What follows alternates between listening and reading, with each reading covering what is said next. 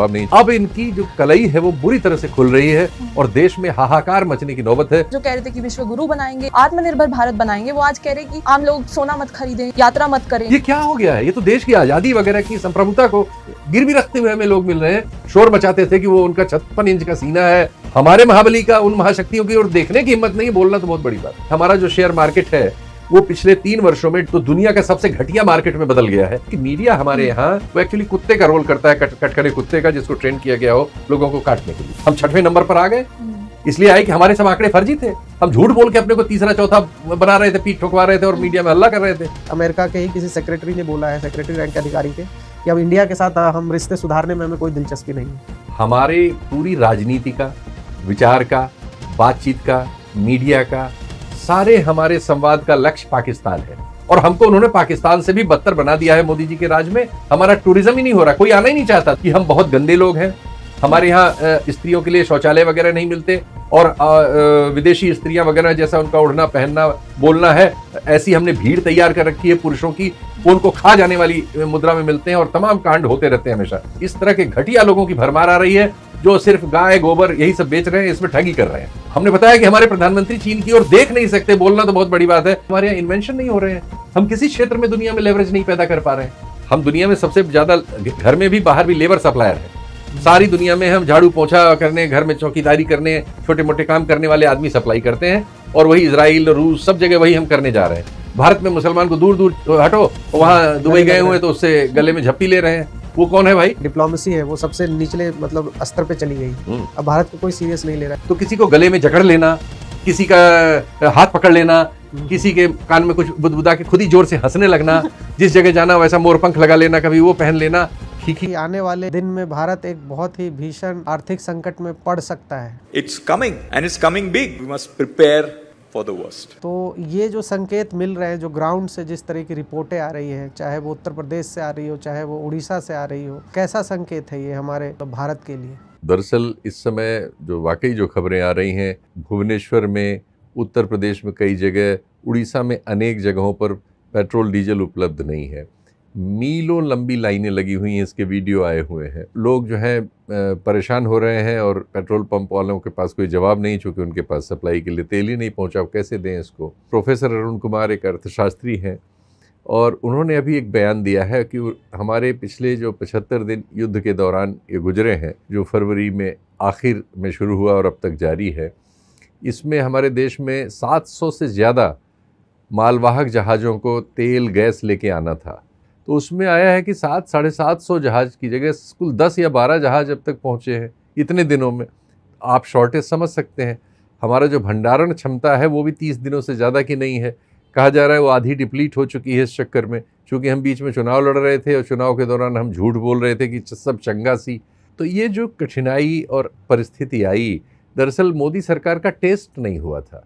मोदी सरकार के आने के बाद इनकी किस्मत अच्छी रही कि तेल के दाम दुनिया के बाजार में, जो मनमोहन सिंह जी के ज़माने में था, उनको 105 से 108 डॉलर का एवरेज देना पड़ा अपने 10 सालों में, डॉलर पर बैरल का।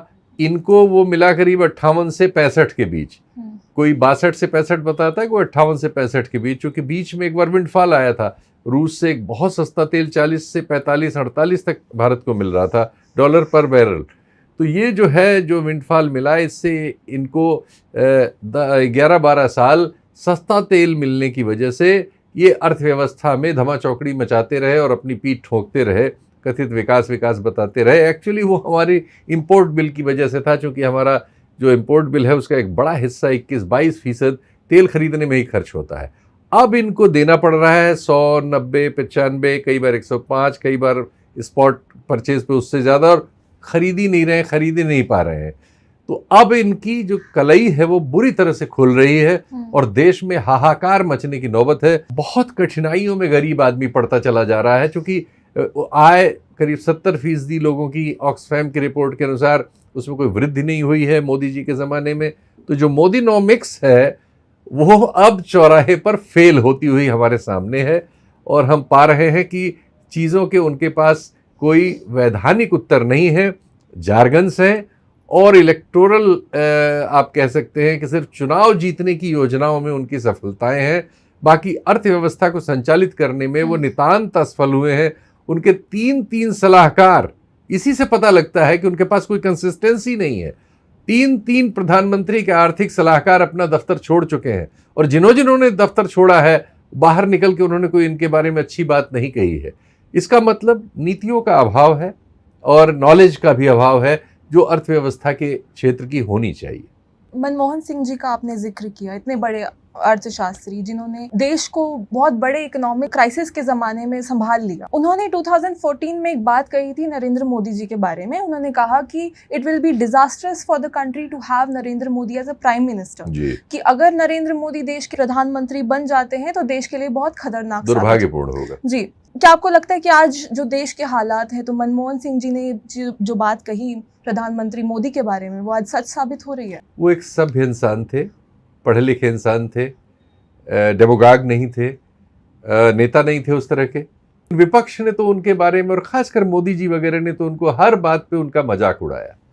लेकिन जिन जिन बातों पर उन्होंने मजाक उड़ाया, चूंकि डिजिटल दुनिया है, वो सब चीज़ रिकॉर्ड्स मौजूद हैं।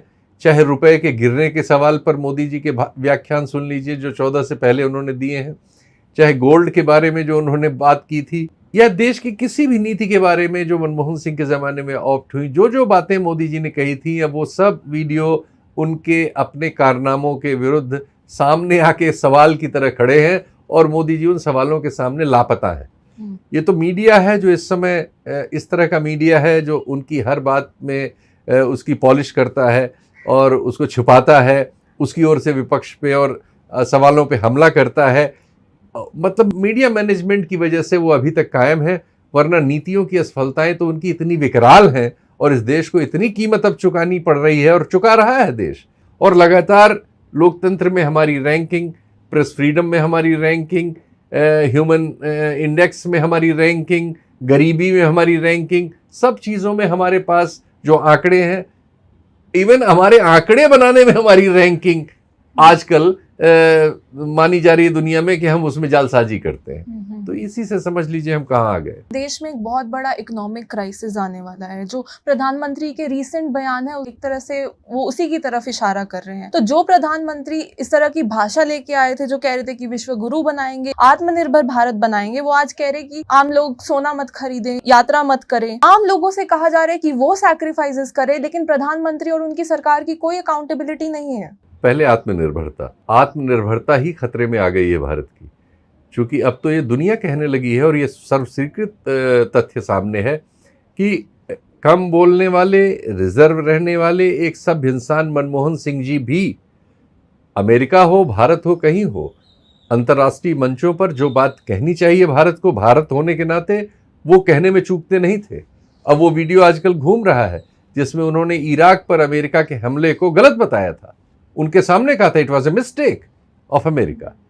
लेकिन वर्तमान प्रधानमंत्री उनको नाम लेके कहे हुए किसी सवाल पर अमेरिका की ओर देखने तक की हिम्मत नहीं जुटा पा रहे, बल्कि उन्होंने अपने भारतीय हितों को, साफ नजर आता है कि अमेरिका के हाथ उनको हम बार बार सौंपते हुए देख रहे हैं, और उन पर आरोप लग रहा है कि एक उद्योगपति जो उनके दोस्त हैं, उनकी संरक्षा में वो भारतीय हितों की बलि अमेरिका के सामने चढ़ा रहे हैं। अमेरिका महंगे हथियार हमें बेचने की कोशिश करता है, महंगा हाइड्रोकार्बन बेच रहा है, और हम उससे ज्यादा खरीद रहे हैं। अब ये किसका नुकसान कर रहे हैं? अगर कोई चीज बाजार में हमें 1 रुपए की मिल रही है, उसकी जगह हम 2 रुपए की अमेरिका से खरीद के अमेरिका को खुश करने का काम कर रहे हैं, तो ये देश हित कैसे हुआ? और ये हम ऑन रिकॉर्ड कर रहे हैं।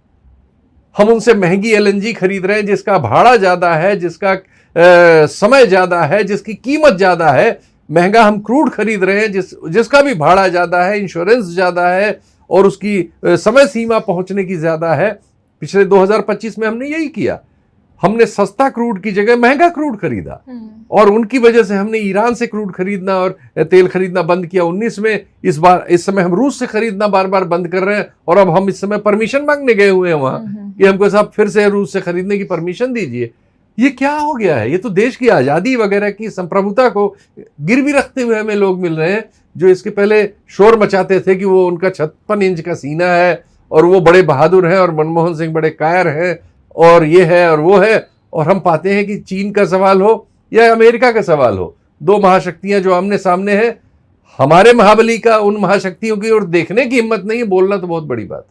ये जो डिबेट चल रहा है मीडिया में कि भारत एक आर्थिक संकट के मुहाने पर है, लेकिन जो गोदी मीडिया का जो कार्यक्रम हो रहे हैं किस तरीके से वो ये दिखाने की कोशिश कर रहा है कि ये एक वैश्विक संकट है, यानी ये ग्लोबल क्राइसिस है और इसमें सिर्फ भारत ही नहीं, दुनिया के तमाम देश जो ऑयल वगैरह पे निर्भर है वो सभी देश में मतलब पेट्रोल के प्राइसेस बढ़े हैं। लेकिन आपको नहीं लगता कि ये जो क्राइसिस आई है वो किसी एक दिन की क्राइसिस नहीं है या 1-2 महीने की क्राइसिस नहीं है, इसके जो डेंजर साइन है वो एक ही आंकड़ा लें, युद्ध तो हमारा 28 फरवरी को 2026 में शुरू हुआ है।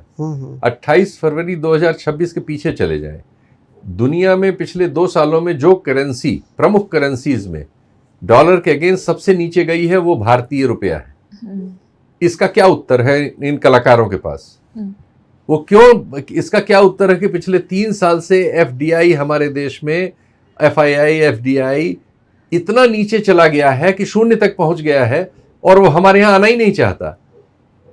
इसका क्या उत्तर है कि हमारा जो शेयर मार्केट है वो पिछले 3 वर्षों में डॉलर टर्म में अगर हम देखें तो दुनिया का सबसे घटिया मार्केट में बदल गया है। इनके उत्तर क्या है? और हमारा रुपया जो है डॉलर के आगे टूटते टूटते कहां तक पहुंच गया है? दुनिया में और कौन सा रुपया है? बाकी कौन पीछे जा रहा है? यूरोप की कौन सी करेंसी पीछे चली गई? एशिया की कौन सी चली गई? कोई करेंसी पीछे नहीं जा रही। ये झूठ है। तो यही मैंने बताया ना कि मीडिया हमारे यहाँ हमारे प्रधानमंत्री उनकी नीतियों उनकी पर्सनैलिटी को डिफेंड करने के लिए झूठ गढ़ता है, झूठ बोलता है, झूठे प्रोग्राम चलाता है और इस पे सवाल करने वालों को और विपक्ष को प्रताड़ित करने का काम करता है। वो एक्चुअली कुत्ते का रोल करता है, कटखरे कुत्ते का, जिसको ट्रेन किया गया हो लोगों को काटने के लिए। हम लगातार देख रहे हैं कि हमें ये प्रॉमिस किया जा रहा था कि जीडीपी 7% से ऊपर ग्रो कर रही है, लेकिन अगर हम देखें तो कई सारे ऐसे इकोनॉमिस्ट हैं जैसे अरुण कुमार हैं, प्रणब सेन हैं, उनका कहना है कि जो जीडीपी का जो डाटा है जिसके बेसिस पे कैलकुलेट कर रहे हैं वो पुराना है और वो इन्फ्लेटेड डाटा है। तो एक तरीके से जॉबलेस ग्रोथ ही नहीं, मतलब जीडीपी के आंकड़े भी फर्जी हैं। उनके सलाहकार रहे, इन दोनों की जगह मैं उनको लाता हूँ, खुद इन्हीं प्रधानमंत्री के सलाहकार रहे अरविंद सुब्रमण्यम ने ऑन रिकॉर्ड कहा है कि इसमें 2 अंकों की फजिंग है, साफ साफ 2 से 2.5 अंकों की फजिंग है। तो जो 7 है तो उसको 4.5 समझिए, 6 है तो 3.5 समझिए, इस तरह से इसमें फजिंग है। और 5 है तो 2.5 समझिए। सुब्रमण्यम स्वामी कहते हैं 2-2.5 है। तो ये सब, और अब तो नजर ही आ गया, अब तो विश्व बैंक ने भी कह दिया, IMF ने भी कह दिया कि हम 4 ट्रिलियन भी पूरे नहीं हैं और हमने स्वीकार भी कर लिया, हम 6वें नंबर पर आ गए। इसलिए आए कि हमारे सब आंकड़े फर्जी थे, हम झूठ बोल के अपने को तीसरा चौथा बना रहे थे, पीठ ठोकवा रहे थे और मीडिया में हल्ला कर रहे थे। अब जब आकलन हुआ, आंकड़ा आया तो पता लगा, और अब तो रोज रुपया नीचे जा रहा है तो ये रोज कम होता जाएगा, क्योंकि आपका तो रुपए में है, रुपया जब नीचे जाएगा डॉलर उतना ही कम होता चला जाएगा। इसी बीच सर एक बहुत बड़ी मीटिंग हुई थी सी जिनपिंग के साथ डोनाल्ड ट्रंप की, और वो मीडिया में ये दिख रहा था कि डोनाल्ड ट्रंप अपने जितने भी बड़े बड़े CEOs हैं कंपनी के, चाहे वो एप्पल के हों या फिर एनवीडिया वाले हों, हाँ, सबको लेके गए थे और वहाँ पे एक बहुत बड़ी डील की है उन्होंने। सेमीकंडक्टर चिप जो कल तक अमेरिका बोलता था कि चीन को नहीं देगा, वो देने के लिए राजी हो गया है, क्योंकि रेयर अर्थ मेटल चीन से जाता है अमेरिका को। तो ये उनके लिए विन विन सिचुएशन हो गया और ट्रंप एक तरीके से व्यापारी की तरह वो जी जिनपिंग के साथ डील कर रहे थे। लेकिन वही कुछ दिन पहले जो इंडिया है, मोदी जी है, वो अमेरिका से उनको परमिशन लेनी पड़ रही है रशियन क्रूड ऑयल की। आपने देखा कि LNG का टैंकर भी किस तरीके से रोक दिया गया था। तो एक तरफ जो है चाइना अमेरिका एकजुट हो रहा है और एक तरीके से दोनों दुनिया की सबसे बड़ी पावरफुल शक्तियाँ बन रही है। और एक बयान और आया है कि अमेरिका के ही किसी सेक्रेटरी ने बोला है, सेक्रेटरी रैंक के अधिकारी के, कि अब इंडिया के साथ हम रिश्ते सुधारने में हमें कोई दिलचस्पी नहीं है। देखिए, ऐसा है कि जब आपकी दृष्टि दोष होता है तो आप यहीं पहुंचते हैं जहां हम पहुंच गए हैं, जहां हम हैं। एक्चुअली हमारे पूरी राजनीति का, विचार का, बातचीत का, मीडिया का, सारे हमारे संवाद का लक्ष्य पाकिस्तान है। हम हर बात इस बात पे करते और यहीं ख़त्म हो जाते हैं कि हमारे यहाँ 100 रुपये का तेल है, 107 रुपये का है, तो उसके यहाँ 300 रुपये का है। हमारे टीवी चैनल, उनको आप देख लीजिए तो 365 दिन में 165 दिन वो पाकिस्तान केंद्रित है। और हमको उन्होंने पाकिस्तान से भी बदतर बना दिया है मोदी जी के राज में। हम सिर्फ एक दुनिया में अपने अल्पसंख्यकों पर अत्याचार करने वाले देश के तौर पर बदल गए हैं, एक ऐसे समाज में बदल गए जो खुद में अपने आप गृह युद्ध कर रहा है, जिसकी सरकार अपने ही देश में खुद गृह युद्ध नियोजित करती है, जो इस देश के नागरिकों को आपस में लड़ा के राजनीतिक सफलता पाने की कोशिश करती है। हम एक ऐसे घटिया समाज में बदलते जा रहे हैं जो आज के आधुनिक मानवीय जो मूल्य हैं उनमें सब चीजों में अब उन मूल्यों की हत्या करते हुए लोग मिल रहे हैं। हम इतने बड़े देश हैं, हमारा टूरिज्म ही नहीं हो रहा, कोई आना ही नहीं चाहता। दुनिया के बाहर के लोग हमारे यहाँ सस्ते टूरिस्ट आते थे, महंगे वाले तो कभी आए नहीं। सस्ते जो टूरिस्ट यूरोप के आते थे अब वो भी नहीं आते, क्योंकि इतनी खबरें हमारे बारे में हैं कि हम बहुत गंदे लोग हैं। हमारे यहाँ स्त्रियों के लिए शौचालय वगैरह नहीं मिलते, पूरा दिन घूमते रह जाए, कहीं जगह नहीं होती। हमारे यहाँ सुरक्षा स्त्री की बहुत कठिन है, और विदेशी स्त्रियां वगैरह जैसा उनका ओढ़ना पहनना बोलना है, उसको देख के हमारे यहाँ ऐसी हमने भीड़ तैयार कर रखी है पुरुषों की, जो स्त्री जात के नाम पे उनकी सोची समझ नहीं है कि वो नॉर्मल बिहेव कर सकें। वो उनको खा जाने वाली मुद्रा में मिलते हैं और तमाम कांड होते रहते हैं हमेशा। तो असुरक्षित हैं, निहायत गंदे हैं हम, और निहायत असभ्य हैं हम।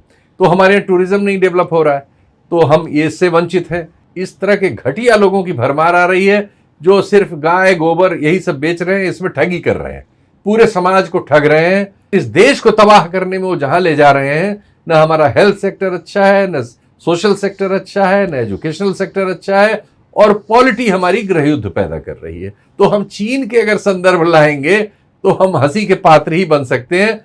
हमने बताया कि हमारे प्रधानमंत्री चीन की ओर देख नहीं सकते, बोलना तो बहुत बड़ी बात है, तो फैसले क्या लेंगे वो? हम रोज हर साल हमारा चीन के साथ व्यापार घाटा बढ़ रहा है। एक ही चीज में हमारी तरक्की है। इनके जमाने का चार्ट उठा लीजिए 12 साल में, कि चीन से भारत का व्यापार घाटा प्रतिवर्ष कितना बढ़ रहा है, वही हमारी असलियत बताने के लिए काफी। सर, मीडिया में इस तरह का नैरेटिव क्यों चलता है कि India is the fastest growing economy in the world? भाई मीडिया को इसके लिए मीडिया जिंदा ही इनकी वजह से है। हमारे करीब 450 टीवी चैनल हैं और मीडिया ग्रुप्स हैं, जिसमें से 4-5 को छोड़ के सब बुरी तरह से कंगाल हैं, और ये सब सरकारी विज्ञापनों पर निर्भर है। एक तो ये बात है, दूसरे इन सब में कारपोरेट कैपिटल आ गई है, और हमारे यहाँ के कारपोरेट्स को क्रोनी कैपिटल ने कब्जा कर रखा है। ऊपर के जो लोग हैं वो सरकार से मिलकर व्यापार करते हैं, हमारे बैंकों वगैरह को लूट के भागे हुए लोग हैं। इनमें से कोई इन्वेंटर नहीं है, इन्होंने कोई किसी बिजनेस मॉडल की या किसी प्रोडक्ट की खोज करके अपने को बड़ा नहीं बनाया है। इन्होंने अपने पसंद का नेता खोज के अपने को बड़ा बनाया है। अपनी पसंद के नेता को बड़े पदों पर लाते हैं, फिर उससे ये सिस्टम की लूट के जरिए अपने को बड़ा बना लेते हैं। ठेका पट्टी सब लूट लेते हैं, संसाधन लूट लेते हैं, और जो देश में संसाधन है वो इस तरह के कानून कायदे बनवा लेते हैं कि वो इनके हाथ में चले जाते हैं फ्री में। और हमारा जो बैंकिंग सिस्टम है, बीमा का सिस्टम है, इंश्योरेंस सिस्टम है, उससे सबसे बहुत सारा ये लूट मार कर लेते हैं। यही कर करके हमारे लोग बड़े हुए हैं कथित तौर पर। तो इससे क्या हो रहा है कि हमारे यहाँ इन्वेंशन नहीं हो रहे हैं, हम किसी क्षेत्र में दुनिया में लेवरेज नहीं पैदा कर पा रहे हैं। चीन ने क्यों आज वो अमेरिका उसके पास इतनी बड़ी फौज लेके अपने उद्योगपतियों की गया, और लगभग उसने एक और बात इन्होंने नहीं कही अपने सवाल में, मैं बता रहा हूं, ताइवान पर अमेरिका ने अपने आप को नरम कर लिया है। एक तरह से ताइवान हार के लौटा है ट्रंप इस बार। ये बहुत बड़ी परिघटना हुई है, बिना लड़े चीन को ताइवान मिल गया है झोली में। ताइवान पे काफी नरम रुख सर, अगर एक सेकंड के लिए मान भी ले कि India is the fastest growing economy in the world, तो अरे भाई कैसे मान ले, कोई असर क्यों नहीं आ रहा? जॉब्स कहाँ? ये सब मानने का, हमारे पास 150 करोड़ आबादी है, हमारी पर कैपिटा इनकम जो है बढ़ी नहीं रही है। 2800-2700 है, उसमें जो हमारे बड़ी आबादी वाले राज्य हैं उत्तर प्रदेश, बिहार वगैरह, बिहार की 800 है। 800 होती है वो सब सहारन अफ्रीका के दलित देशों की, सोमालिया वगैरह की। सर्विस सेक्टर में सबसे जो ग्रोइंग कंट्रीब्यूशन होता है वो है आईटी सेक्टर का। जी जी। और आईटी सेक्टर जब से ये एआई बूम आया है, जिस तरीके से अब कोडिंग रिलेटेड जॉब्स एआई के द्वारा हो रहे हैं जी, तब से ये खबर आ रही है, कई सारे एक्सपर्ट ये क्लेम कर रहे हैं कि आने वाले 18 महीनों में जो आईटी सेक्टर इंडिया का है वो और एक तरीके से कोलैप्स हो जाएगा। क्योंकि 24 महीने, 18 महीने, 30 महीने, इस तरह की कई फिगर्स हैं। इनको हम सबसे लंबी फिगर 30 महीने की ले लें, या चलिए 36, तो यानी 30 महीने के बाद हमारे पास इस सेक्टर का जो हमारा सबसे प्रमुख सेक्टर है, और हमारी जो बाहर से आने वाली इनकम, उसका मतलब उसकी ग्रोथ जो है 55% के आसपास थी हमारी। तो यही एक सेक्टर था जिसमें हम आगे थे। जिसकी वजह से हम अर्थव्यवस्था में अपनी पीठ ठोक रहे थे। इसके बाद हमारे पास सिर्फ लेबर रह जाएगा। हम दुनिया में सबसे ज़्यादा घर में भी बाहर भी लेबर सप्लायर है। सारी दुनिया में हम झाड़ू पोछा करने, घर में चौकीदारी करने, छोटे मोटे काम करने वाले आदमी सप्लाई करते हैं, और वही इजराइल, रूस, सब जगह वही हम करने जा रहे हैं। हमारे पास और कुछ नहीं है। मनुष्य जो हमारे मनुष्य से मनुष्य पैदा हो रहे हैं, उनको भेज के उनसे उनके रेमिटेंस से हम अपनी ये अय्याशी हो रही है हमारे नेताओं की कि दुनिया में सबसे ज़्यादा विदेश घूमने वाले प्रधानमंत्री भारत के हैं। मैं उस पे लगभग 100 देशों में घूम चुके हैं ये, अभी फिर निकले हुए हैं। सबको तेल कमी करने का वो कर रहे हैं, फिर घूमने निकले हुए हैं। भारत में मुसलमान को दूर दूर हटो, वहाँ दुबई गए हुए तो उससे गले में झप्पी ले रहे हैं। वो कौन है भाई? वो कुछ स्पेशल मुसलमान होते हैं, कुछ साधारण मुसलमान होते हैं। तो अजीब समस्या है। 100 से ज़्यादा देशों की यात्राएं अपने कार्यकाल में नरेंद्र मोदी जी कर चुके हैं। उसके बाद भी भारत की जो डिप्लोमेटिक नीति है, डिप्लोमेसी है, वो सबसे निचले मतलब स्तर पे चली गई है। अब भारत को कोई सीरियस नहीं ले रहा। जैसा कि हम कह रहे थे कि चाइना और अमेरिका के बीच डील हो गया है, ताइवान के मुद्दे पे भी अब ट्रम्प मान गए हैं। तो इन सब से फ़ायदा क्या हो रहा है? क्योंकि जो आंकड़े हैं कि कितना विदेश दौरों पे इन्होंने खर्च किया है, उसके आंकड़े सुन के तो आप और हम दंग रह जाएंगे।